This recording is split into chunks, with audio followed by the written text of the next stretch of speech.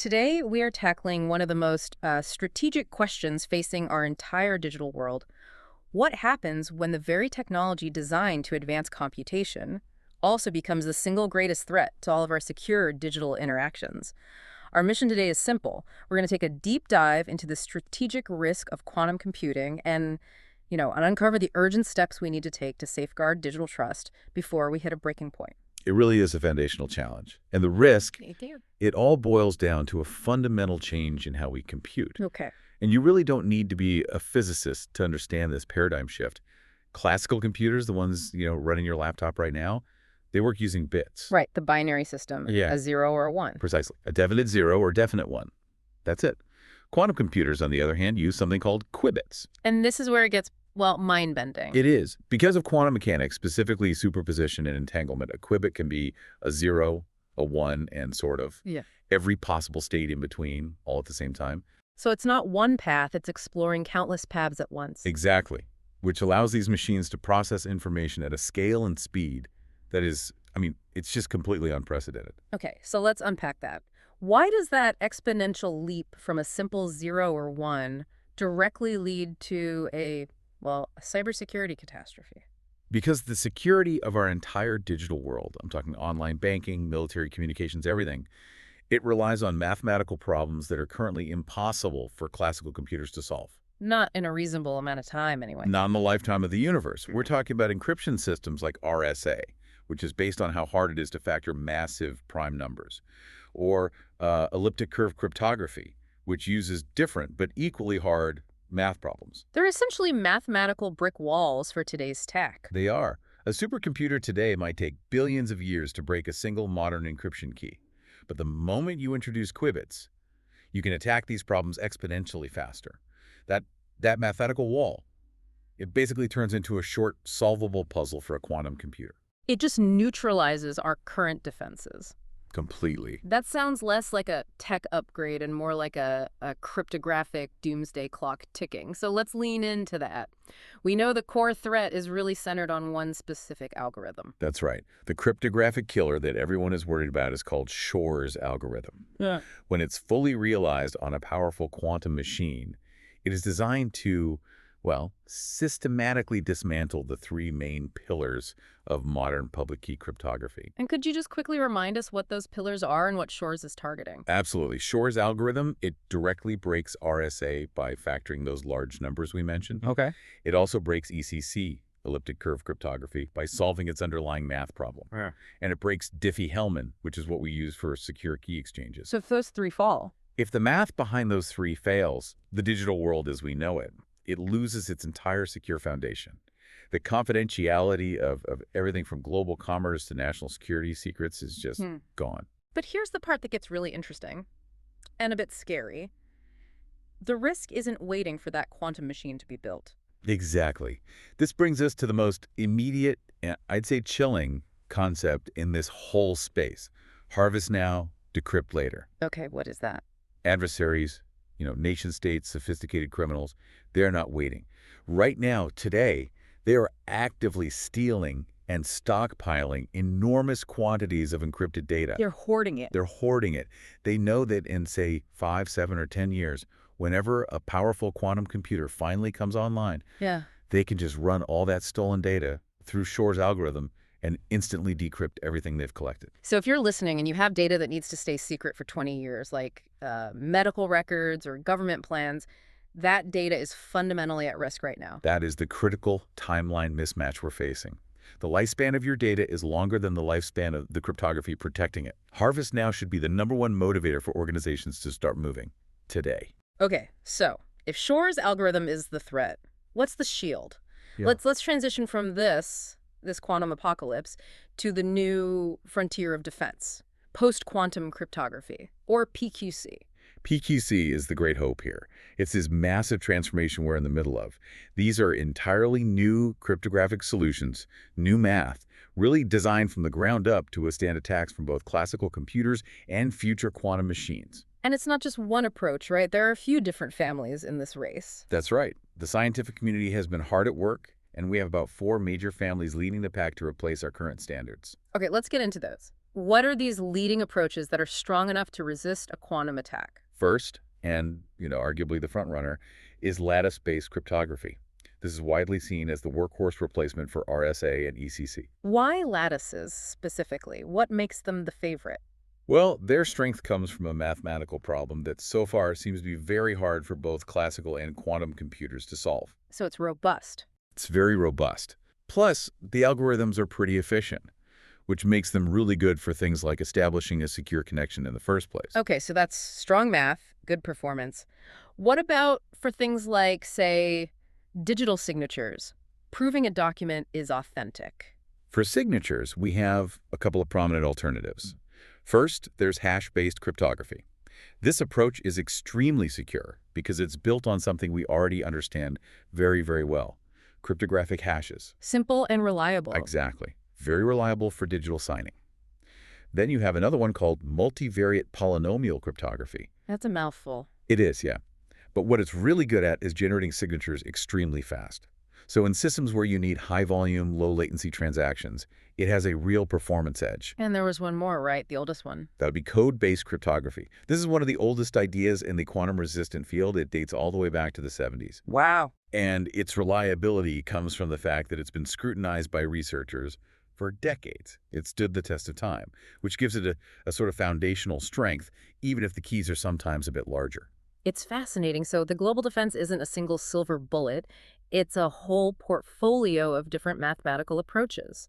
And to manage all this, standardization it's just absolutely critical. It's the anchor for this whole transition. And that's where NIST, the National Institute of Standards and Technology, comes in. They ran a multi-year global competition to evaluate all of these PQC candidates. A sort of cryptographic bake-off? Pretty much, yeah. Yeah. A process of incredible mathematical rigor. The world needed consensus, and NIST provided the framework to get there. And now we have the first standards emerging from that. Yes. The two big ones are Crystal's Kyber, which is the primary choice for key establishment, setting up a secure channel. Okay. And Crystal's Dilithium, which is the primary choice for digital signatures. They were chosen because they have this great balance of security and real-world performance. Now, you've made the comparison before. The last big crypto shift was from DES to AES. That took years. You're saying this PQC shift is just on another level. Oh, it's incomparable. Moving from DES to AES was like upgrading from a good padlock to a great padlock. But still a padlock. Right. The basic mechanics were the same. With PQC, we're changing the lock entirely. We're replacing the math of factoring with the math of lattices and hashes. It's a tectonic shift that affects every single layer of our digital infrastructure. That scale means organizations just can't afford to wait. So what are the practical hands-on steps they should be taking right now? The strategic response has to start today. There are three, I'd say, crucial priorities for any organization that wants to be ready. Let's start with priority one, which sounds like just a huge headache: discovery and inventory. It's an audit of epic proportions. You have to identify every single place cryptography is being used in your enterprise. And that's not just the obvious stuff, like a VPN. Not at all. We're talking crypto embedded in cloud workloads, in IoT devices, in legacy hardware from 20 years ago, in databases, identity systems. I mean, the list goes on and on. If you don't know where all your crypto is, you can't possibly hope to transition it. That mapping process alone could take years for a big company. It often does, which leads to priority two, something you've called a survival requirement: crypto agility. What does that actually mean? It means designing your systems so that you can swap out cryptographic algorithms without having to re-architect the entire platform. Ah. Think about it. Yeah. You have systems built 20 years ago that are hard-coded to only use RSA.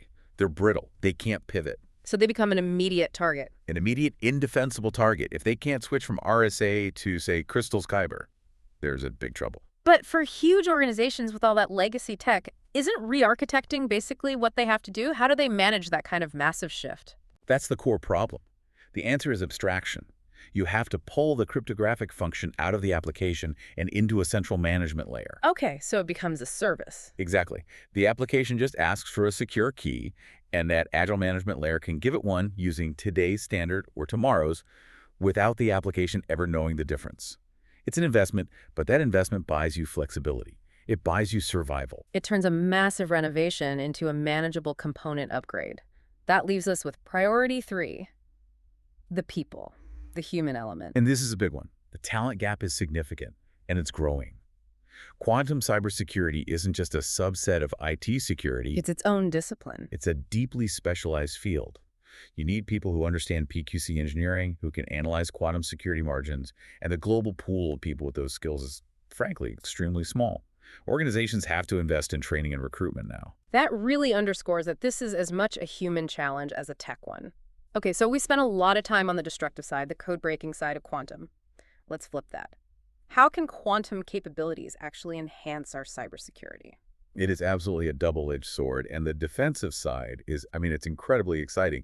We see three transformative ways quantum is being used for defense. Okay, tell us about the first one, this idea of provable security with quantum key distribution, or QKD. QKD allows two parties to share encryption keys with a security that's basically guaranteed by the laws of physics. How does that work? They share keys using photons. And here's the magic. If an eavesdropper tries to intercept and measure that quantum communication, the very act of measuring it disturbs the photons. It fundamentally alters their state. So unlike classical snooping, where you might not know you're being watched, this is like a security seal that breaks the instant anyone touches it. That's the perfect analogy. The system detects the disturbance immediately, throws away the compromised key, and starts over. It offers a level of security, true, provable security, that classical crypto just can't match. A game changer. Okay, what's the second defensive gain from the quantum world? Quantum-enhanced randomness.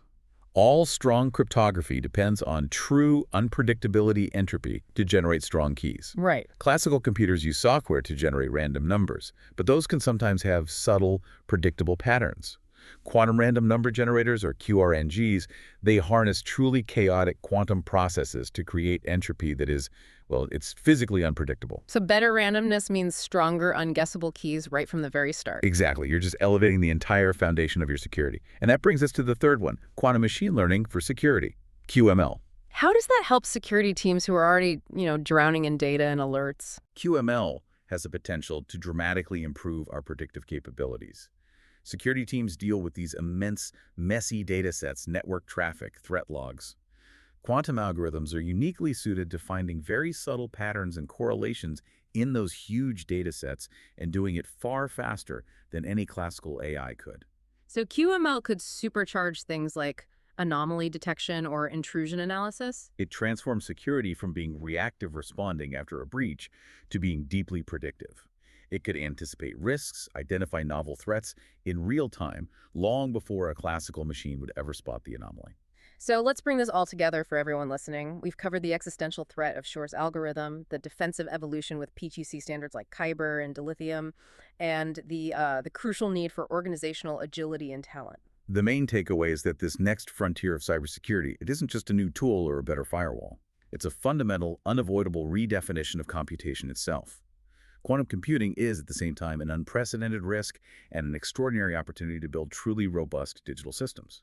And the clock is ticking. That harvest now, decrypt later threat makes the deadline feel very, very immediate. It is, and maybe here's the provocative thought to leave you with. The quantum future isn't some distant sci-fi scenario. The preparations we need to make to survive it are already upon us. The real question isn't whether the technology will arrive, it's whether we, as a digital society, will be ready to pivot our entire definition of unbreakable security before the current systems are inevitably compromised. That preparedness gap, more than the technology itself, that's our biggest vulnerability right now.